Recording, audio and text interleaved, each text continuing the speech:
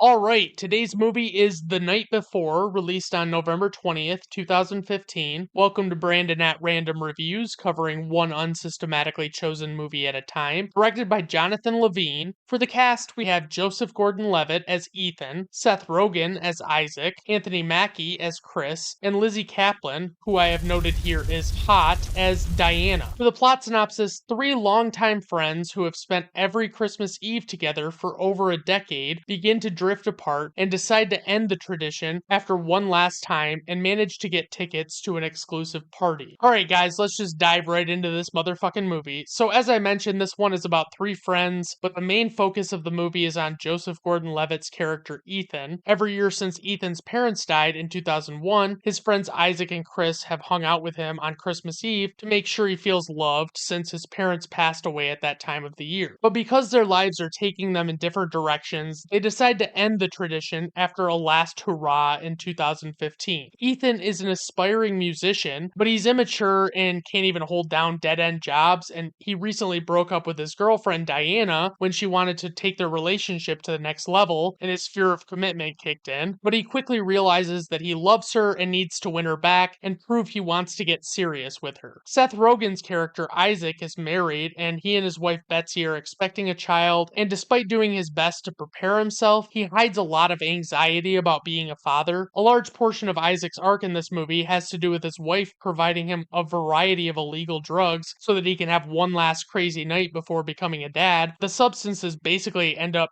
heightening his fears about parenthood and make him more paranoid. Anthony Mackie's character Chris is a professional football player who recently started making a name for himself in the league, and because his success was so sudden and much later in his career than normal, many suspect he might be using steroids. He is also frequently preoccupied with his social media presence. The three of them encounter several interesting characters throughout the night as they try and get to this amazing yearly party called the Nutcrackers Ball, which is something that they've been trying to go to for years, and they've been unable to get tickets, but Ethan manages to steal 3 tickets from a party that he's helping cater. I do enjoy this movie despite how basic it is. It just seems like Seth Rogen loves to make it a thing in his movies where someone is responding unpleasantly after having taken drugs that they're not used to taking, but there's still some amusing hijinks that he gets into. I do enjoy the basic concept of this movie because it's true that once you hit a certain age, friends that you've been close to might take completely different paths, and it becomes nearly impossible to stay connected with them as much. I think they did pretty well writing the three main characters and giving them the dynamic of friends that have known each other for a long time. They hassle each other and poke fun at one another, like guys often do. It's definitely a fun enough movie to put on if you're looking for a comedic romp that you don't have to take too seriously, especially if you want something Christmas-centric. Alright guys, on to ratings.